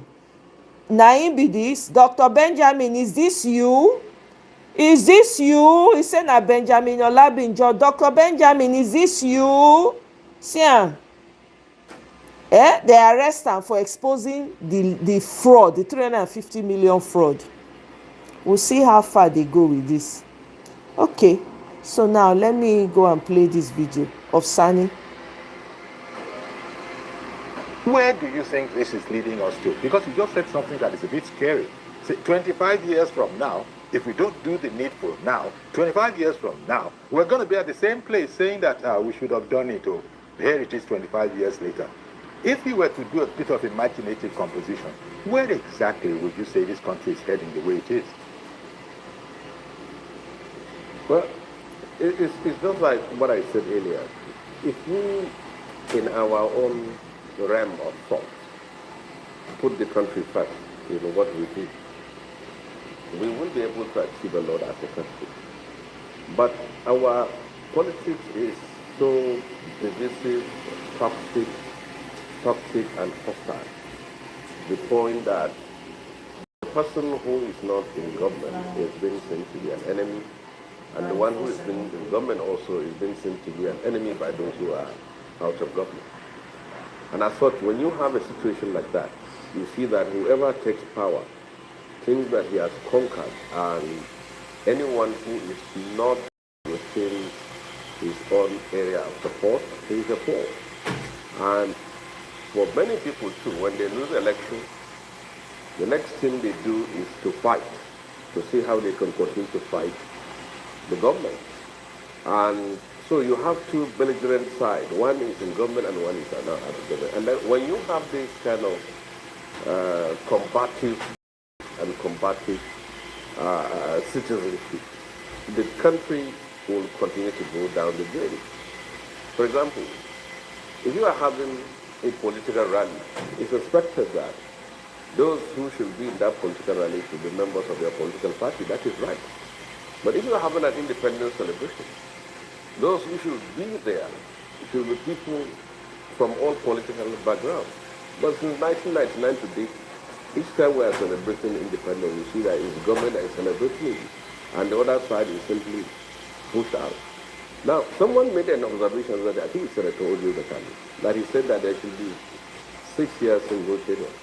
Now, that comes with a lot of issues in the fact that, on one side, some people think that if we have 6 years single tenure, now there will be enough time for governance. Now, what do we have in the present situation here? Is 4 non-consecutive terms. The only time we don't talk of the next election is the first year in government. From 2003, the only time you don't hear much about 2027 was 2023. I mean 2023. Now, from 2024 it's about 2027. From 2025 it's about 2027. From 2026 it's about 2023. So, politics almost starts after election. Now, where you have almost 80% of that full year is being used for campaign for the next election, there's virtually no time for governance, and this is the situation which we are having here. And when you have an executive that is thinking of the next election, so many things and a lot of energy is dissipated on the next election that is coming. So Odio Zakano has his point, but if you banded that to the National Assembly today, there will be a lot of confusion. Probably it's an attempt to extend the tenure of the president. Probably it's something to do this, to do that, and now it goes that way. Now, it is incumbent on the president of Nigeria, President Bola Ahmed Tinubu, to know that he has a historic opportunity as a leader to reset, reconfigure, and reshape the destiny and future of this country. And to do that, he should not mind the fallout as far as he is concerned, because at the end of the day, he should think of what becomes of our nation in the next 20 to 30 years. Most of the people who are holding position of power today in this country are in their late 50s, 60s, and 70s. So expectedly, you are sure that in the year 2040 something, most of them will be dead. So what becomes of the millennials? What becomes of the Gen Z? What becomes of the future of this country when they're in power? The next century will be the next 75 years, which is 2100. And I don't think anybody watching this television will be there at that very time. So what you can do is you do it at your own time when you have the opportunity to do it. Great countries that have achieved, nations that have achieved greatness, like Singapore, like Indonesia, like Malaysia, and Brazil, and even China, you see at a certain point in their lifetime, they have to say, we have been going the wrong way, and this is the right way to go. And it will always be unpopular. But later people would appreciate it. People make references to Lee Kuan Yew. But look at what he has done. You look at Singapore after they broke away from Malaysia. You look at the economic and political problems. And he set a template that this must be done. And it came with a lot of pride. And they are able to achieve it. Even people who are making, nowadays, you on your social media or go to the media, you see people start making example of China. I say, look at China, look at China. But did you care to know the history of China? China fought the Communist Party and the National Party of Chiang Kai-shek, fought a civil war, and then they fought Japanese imperialism. And there was the Cultural Revolution, which became a disaster, which many people lost their lives. And then Deng Xiaoping came in the late 70s and 80s. He implemented reform that was very unpopular. The country was being run under communist ideological Marxist-Lenin system. Now he said we are going to do Chinese communism, Chinese capitalism with communist characteristics. This is what he said. And then he set out his template. People were saying he sold out, he's bringing capitalist ideas to it. And now they went through that period, and this is what they achieved. Somebody will sit down in Nigeria and say, look at China. No country has dropped from heaven. It's the people that built it. The same thing with Indonesia under Malaysia under Mahathir Mohamad. Sometimes it comes with the price of human rights and other things. So for us as a country today, we have to decide on what to do. The president of the country has to know very well if he is working and aspiring to be different from other leaders, which of course he has been doing a lot in that aspect of it. Then he has to look at people. There are people who are not within the political system. There are not people who may not be, because he is used to that. The standard he has set in Lagos, where he brings the best to lead, I think it has to be done in the whole country. If you have people around you which will say, Mr. A is good, but he is bad, but he has a brain that can redeem this economy and lead us forward. But you just have to look at it from that viewpoint. If you have like someone who can do a lot in technology, someone who cannot be in science, but the person has a different political view than you, you have to look at what he has to offer as far as the country is concerned, and then we move forward with it. If President Bola Tinubu fails, I do not think that it's going to be easy for any other president to fail. There is no perfect country in the world. There is no country that just started from one. If you look at the United States in the last 100 years, it's not different from what we are today. The Amnesty International 2 days ago was accusing Tanzania government of being repressive to opposition, attacking the media, and even putting the opposition leader on trial. Now look at the No Kings protesters in the United States. They are almost saying the same thing against Trump and the U.S. government. So even the country that has been under democracy for over 2 centuries, they still have challenges. So for us as a country, We just have to know that if we don't do what you need to do today, we'll still have to do it in the next 25 and 30 Yes. years. Yeah. Like I've said, most of the people who are in power today are in their 60s, averagely 70s. In the next 25 years, they're all dead. There is no doubt. Even if you are not dead, you become useless. So do something to which the next generation will not suffer the problems and the indecision of our own time. So this is my own view of it. You know, you spoke about Lee Kuan Yew. Everybody does, especially when they want to cite, development, wondrous development. But there are those who also note that, look, it's Una hear wetin talk? Okay. He say on top of am, he say if the president fails, it will be difficult for any future president to succeed in Nigeria. Mona hear gas, mona hear o. Because this man dey chop clean mouth for there now.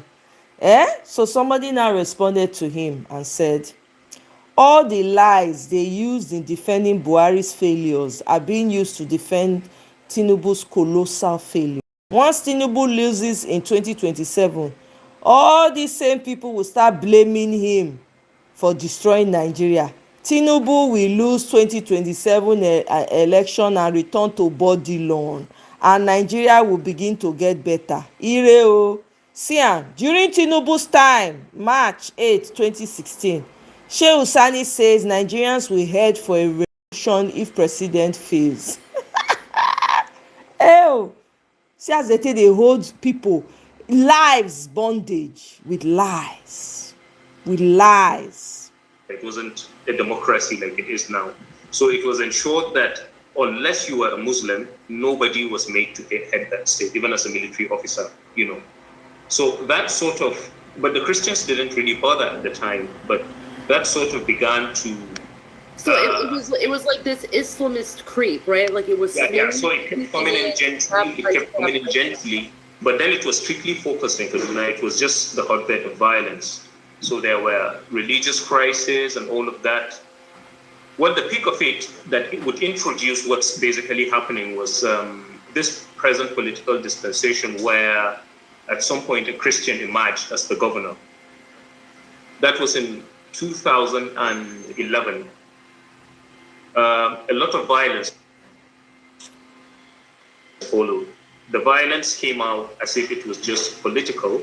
Say maybe the supporters of one candidate are not happy about the fact that the other candidate won, but then it metamorphosed into a religious crisis where Christians, were targeted, were killed. Okay, the president was a Christian and the governor of the state was a Christian. So it looked as if the Christians did something and overthrew, and took power and all of that. So that violence went on and ended. Now, what I said would be an introduction of what's currently happening was an audio tape that came out at the time. And in that audio, it was spoken in Hausa language. Somebody came out and said, we shall kill this governor who's an infidel. We shall throw bombs in your church while you're worshiping. We shall come with guns. We will kill your daughters. We will rape them. We will kill your villages and all of that. So that audio kept going around just maybe a week or two after that violence, after that post-election violence. Now, of course, it was dismissed by the government and the DSS that people should ignore that he's just trying to incite fear and violence and all of that. But I want to assure you that there was not a single thread on that audio that was not carried out. Somehow the governor died in an aeroplane, in a helicopter crash. Wow. He didn't really live out his tenure, so he went somewhere and then something happened. We were in church, we were at home when we had people chanting, celebrating. We were more like, wait, what's the celebration about? And we had stories that Sir Patrick Yakowa died in a helicopter crash. Anyway, I don't know whether I know wetin dey happen for Senate with Natasha recently. Let me bring that video up. Hold on one second.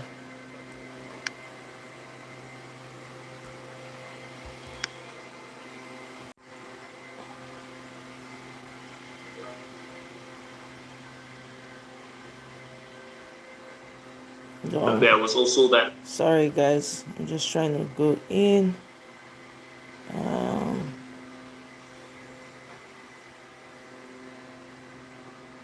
The ayes have it. Mr. Senate President, please may I... Hold on.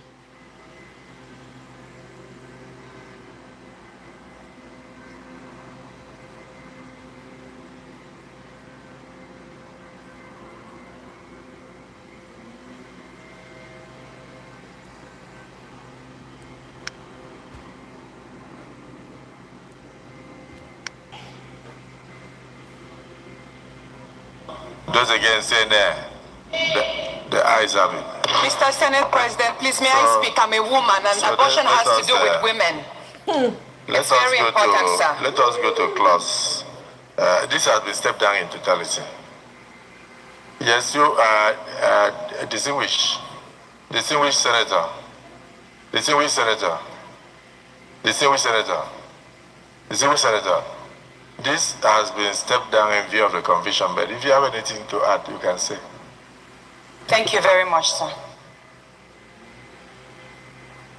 Senator Natasha Akpoti-Uduaghan, Kogi Central. Sir, this borders on abortion. And... Yes, Senator.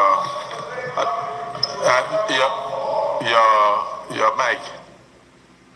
Mr. President, we have been tutored over and over that when a matter has been concluded and you have dropped the gavel. Shut up, Oshomole. Shut up. Shut up.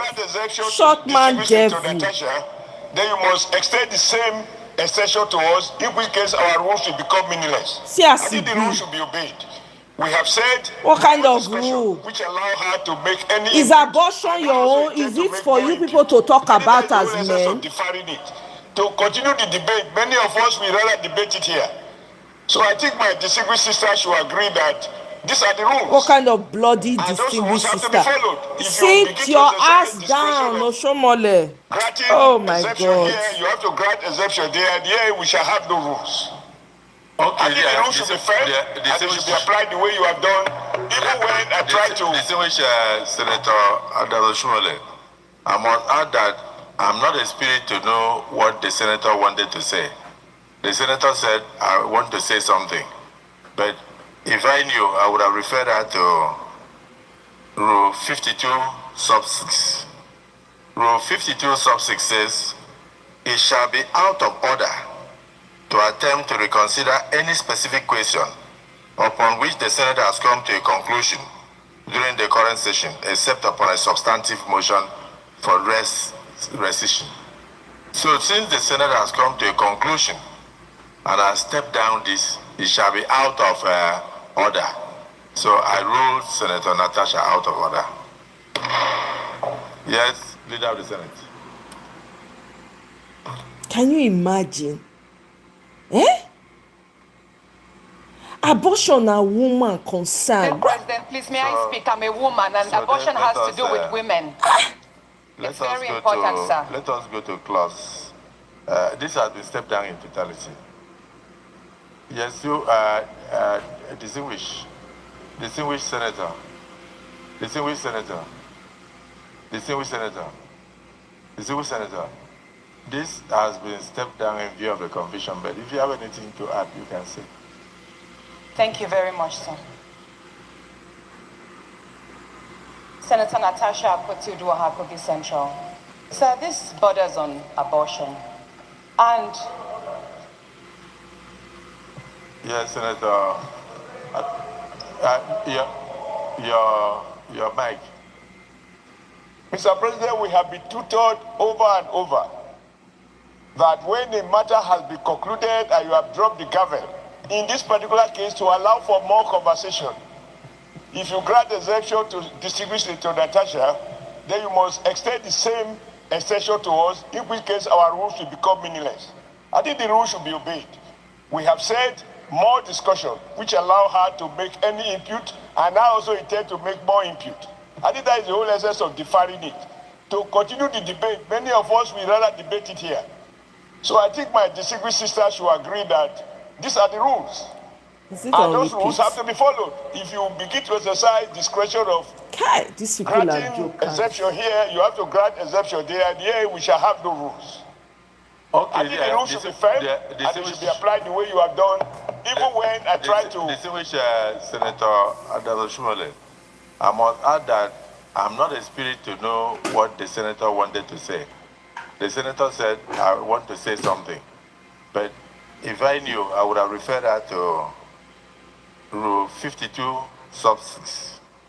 Rule 52, sub 6 says, it shall be out of order to attempt to reconsider any specific question upon which the Senate has come to a conclusion during the current session, except upon a substantive motion. I beg you, say you know of it.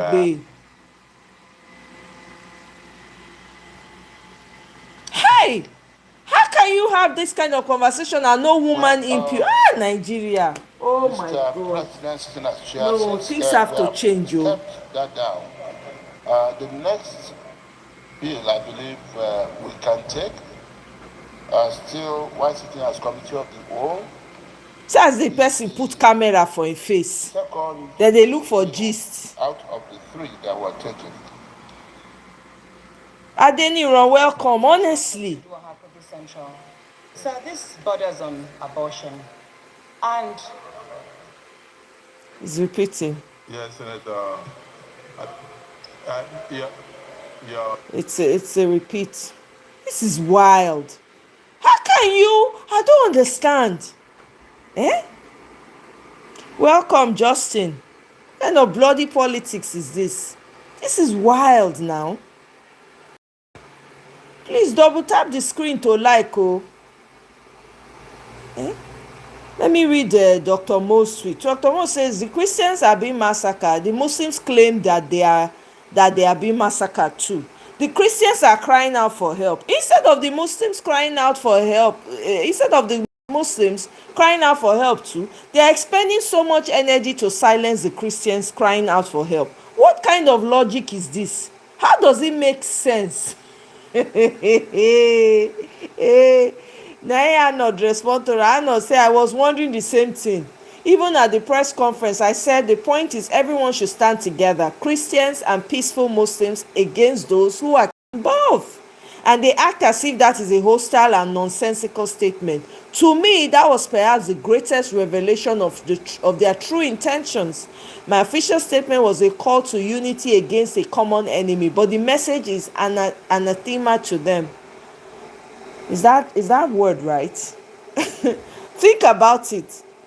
They clearly don't want the Holocaust to stop. They just want us to shut up and the world turn away so it can continue. That is the only logical explanation. Exactly. That was why Bashir was crying under somebody else's comment yesterday, because a Muslim man had the boldness to say, yes, there is Christian genocide going on and it has to be stopped. It has to be stopped. I don't know. Nobody's going to keep quiet about this anymore. We are in for a long haul. We have to take care of this madness that is going on in Nigeria. My own is that unity is the antidote to Tinubu's government. Without unity, we cannot go far. That's the truth. Without unity, just monajo ready, wear cloth ready again. Another bout of suffering for 4 years. Now, look at somebody. They are going to Hallelujah Challenge. And here's the thing. For all these Christian people, Christian gospel singers, pastors, GOs in Nigeria, you guys are still doing Hallelujah Challenge. You are doing NSPPD while they are slaughtering your sisters and brothers in the Middle Belt. Hey, God, I beg. You people are still busy doing NSPPD, hallelujah, while they are slaughtering your brothers and sisters. I be not be so now they call ourselves in the Middle Belt. The silence is deafening. The silence is deafening. Southern Christians, shame on all of you. Shame from top to bottom. Shame on all of you. See this one. See you tonight. I am so sad. I'm coming back to this. I know. He use carton, create iPhone 14. That's not what they pray for. Pro Hallelujah Challenge. Then laptop, hallelujah challenge, October 2025, a new laptop. This is what they are going to go and pray for in hallelujah challenge.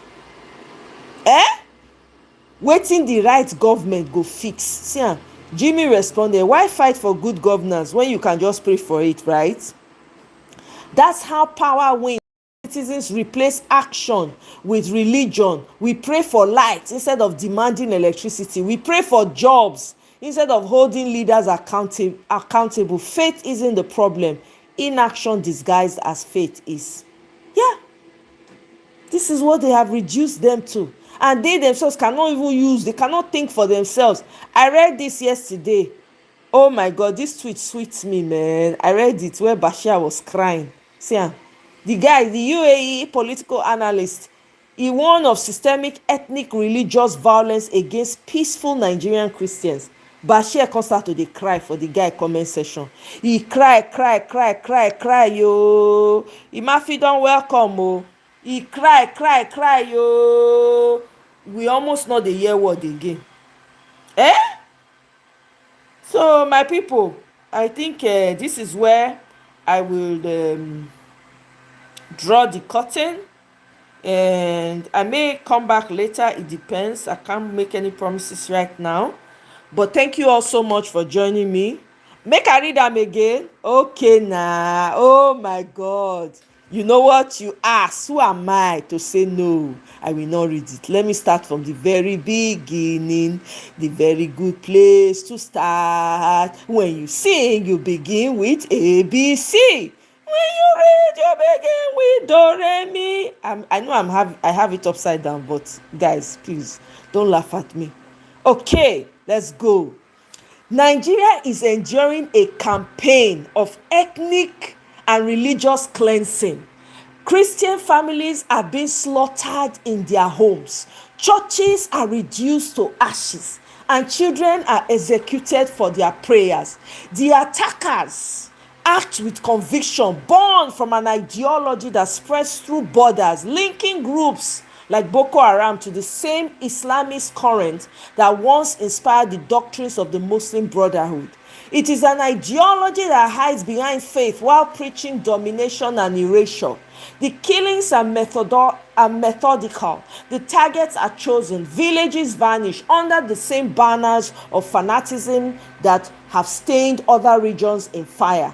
Boko Haram leaders have long echoed the same language of religious conquest that drives the Muslim Brotherhood's global network, replacing worship with warfare and unity with fear. The silence of the world gives strength to these forces that feed on indifference and thrive in chaos. The Christians of Nigeria are people of peace. They build, they teach, they farm, they worship. Their resilience against the destruction that seeks to silence them. Each burnt church speaks of courage. Each massacre reveals the world's failure to protect the innocent. The defense of Nigerian Christians is the defense of human dignity itself. Their right to live in peace is justice in its purest form. Every leader, every nation, and every conscience must rise before another generation's dark blood darkens the soil of a land that was once prayed in harmony. Naim Bashir can't respond. Make I see whether I go fit see in comment for here. People were posting receipts now. Trust Nigerians. Bam. See the answer. Say, for two reasons, I am not surprised by this your take. First, everyone who claims to trend on this platform these days knows that the easiest way is to engage Nigerians. It is predictable and a cheap strategy for relevance. Secondly, it has become clearer where this paid propaganda is coming from, and there is huge money attached to it. It is no secret anymore that some people are being paid handsomely per post to attack Nigeria's image and destabilize public perception. If not, I would have expected you, as a supposed global political analyst, to first analyze the coordinated malign campaign against my country before jumping into it blindly and unquestioningly. Anyway, As we have told those who joined the campaign before you that Nigeria has its challenges like every other nation, but deliberately spreading lies about genocide and persecution is irresponsible and part of a larger political manipulation. We refuse to be used as scapegoats by Zionists to try to cover up their own documented crimes and atrocities, especially in Gaza, Palestine, and the Middle East, by projecting false victimhood narratives elsewhere. So Ahmad, your goal was to join that chorus for clicks or compensation. You are very late to the party. The world already knows what's going on, and Nigerians are not fooled. We see through this game, and we will continue to defend our country's truth, unity, and dignity against every form of external deception, from a paid terrorist to the same you, now with receipts, of course. So the man now responded. I'm going to read his response. Let me go back here so I can read his response for you guys. Okay. There we go. Nobody questioned Nigeria's pain. What I questioned is the silence around it. A nation cannot defeat terrorism by pretending its victims are exaggerated or its killers disconnected from ideology. Boko Haram emerged from decades of organized radical preaching and networks that fed off the same ideological current the Muslim Brotherhood globalized political Islam weaponized into conquest. Yes, Boko Haram killed Muslims because they kill anyone who refuses their control. That is the essence of extremist theology, submission or unalive. Christians, Muslims, teachers, and children all became targets. Denying the ideological roots of that violence only allows it to adapt, rename itself, and survive. The link between doctrine and destruction isn't a theory. Boko Haram's founding leader, Mohammed Yusuf, was inspired by Sayyid Qutb's, I don't know if I said that right, writing, the same intellectual foundation that shaped the Muslim Brotherhood's political theology. It's documented in multiple academic and intelligence studies. When the world ignores the chain of transmission, new versions of Boko Haram will keep being born under new flags and slogans. As for Sudan, I have written, documented, and spoken repeatedly about Sudan's suffering. From Port Sudan to El Fasher, including the humanitarian operations the UAE has led to deliver food, medicine, and shelter. Can you imagine? Selective outrage doesn't exist on my end. Silence and deflection exist on yours. You say Nigeria will fight terrorism, then fight it fully. Fight its roots, its founders, its teachers, and its ideology. Fight those who glorify violence in the name of purity. And fight the blindness that calls every criticism propaganda. Because nations do not collapse from criticism, they collapse from denial. Bashir, come cry again. Good to see that you are now beginning to understand my outrage and the reasons I called you out initially. See gaslighting? You see distractor, manipulator? No one, absolutely no one is denying that Nigeria has been facing challenges, but if you dig deeper, it's very difficult for Mashia to say Christians are being genocided. He said Nigeria. But if you dig deeper, you will see the external factors and influences that have played major roles in fueling this crisis and sustaining the violence for over a decade. We don't share the same ideology as Boko Haram. From the very moment they emerged, we knew their path was not teaching of Islam, but you did nothing about it. So what I and many others refuse to accept is the attempt to change the narrative, the entire narrative of our collective pain. After all that we went through, it is deeply hurtful to see outsiders trying to twist the story as if Muslims are the ones carrying out some grand campaign against Christians. For what reason exactly? I'm a Muslim from Kano and I speak from painful personal experience. Boko Haram's largest attack happened in Kano in 2014 at the Kano Central Mosque, and I lost relatives and friends that day. I have seen the destruction with my own eyes. So when people who were never there, who were never here, start reshaping the narrative, portraying it as Muslims killing Christians, do you expect me to stay silent? No, I won't.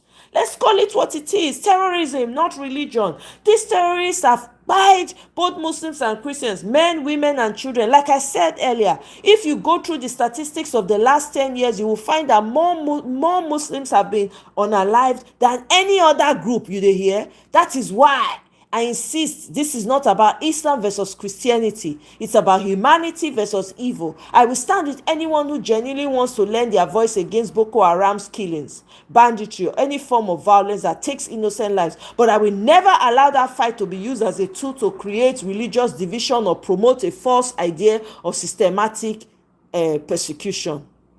Na the guy respond, Bashir, I understand the pain you speak from and I respect the loss your community has endured, but honesty demands clarity.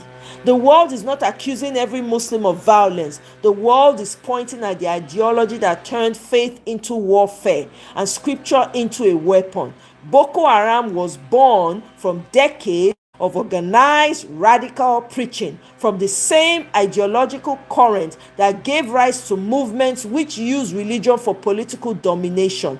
That current existed long before the first gunshot in Borno or Kano. Yes, Muslims have died. Yes, Christians have died. That is the tragedy of the fanaticism when it devours its own believers. The point is not who died more. The point is why it continues. It continues because too many defend identity before confronting ideology. Boko Haram and its affiliates quote the same thinkers that shaped the political Islamism of the 20th century. Their leaders studied Sayyid Qutb and Abdul Allah Maududi and turned those ideas into commands. They replaced worship with enforcement and called it purity. When I speak of ideology, I do not attack faith. I defend it from those who hijacked it. The victims of Boko Haram, whether in Kano or Maiduguri or Jos, are victims of the same lie. A lie that tells men they serve God by killing his creation. My call is simple. Name the ideology, track its roots, cut its funding, protect your people by facing the truth of where this sickness began. That is honesty. Thank you very much, Michael. I appreciate. Oh, your pocket no go ever run dry. Billionaire, money go dey flow like water. This is your reading incentive. Let's unite and make we send Tinubu and his minions back to where they come from. Exactly. Thank you, my brother. Thank you. I appreciate.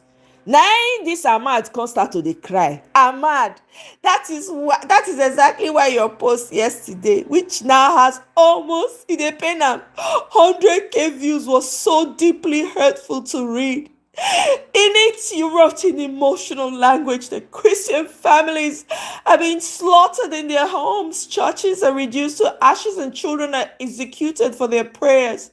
Do you realize what that kind of framing does? It amplifies a dangerous propaganda that we have been trying for years to debunk. The false idea that this is a war of Muslims against Christians. By highlighting only one side of the suffering, you intentionally erase the pain of thousands of Muslim victims who have suffered double brutality from these same terrorists. You talk about honesty, and I completely agree with you. Honesty demands balance, fairness, and full acknowledgement of the truth. The truth is that Boko Haram and its affiliates have killed both Muslims and Christians. And if we are being factual, the data shows that Muslims have been their primary victims. Entire Muslim villages have been wiped out. Imams have been executed in front of their congregations. Quranic schools have been bombed and mosques reduced to rubble. These are not abstract numbers. They are real human lives. Our neighbors, our friends, our relatives. Yet, in your post, there wasn't a single mention of them, no recognition of the Muslim in Kano, Maiduguri, Yoba, Borno, or who have suffered unimaginable losses. That omission is what hurts the most. It makes it seem as though the Muslim pain doesn't count, as though our dead are invisible.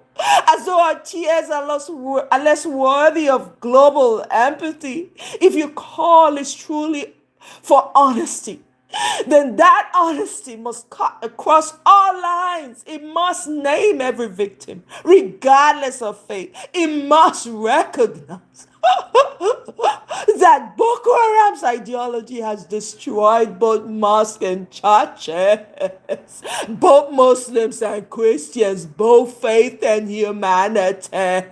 So I ask you sincerely, have you ever made a post with the same passion and global reach, calling the world's attention to the atrocities committed against Nigerian Muslims? I am not here to deny the suffering of anyone, but to ensure that the truth of our collective tragedy is not turned into a tool of division. End. Oh my God! I beg, Mona, give me global award, though. I beg. Now you guys I just act for now. I just acted. I don't turn actress now. Pure gaslighting. I'm telling you. He go explain tire evidence plenty nyafu. You need to go under the comment section of this thing when I read. You go laugh, you go dey roll for ground. See, and people just dey post receipt after receipt, receipt after receipt. They just dey post receipt boku, nowhere to go. I'm telling you, these people. See, remember the guy when he come that day? Remember when he come, interaction with Muslim Air Force, Nigerian Air Force adapt. This man when he talk all kinds of abominable things. See, they invite him. See. Abeg, my people, na here I leave am. I go see una later. Una do well. Thank you very much. Thank you once again, Mike. I appreciate the super chat. Well. In fact, e go far. Thank you. Tracy, thank you very much. Everyone that was able to join. I will see you guys on my next one. Bye.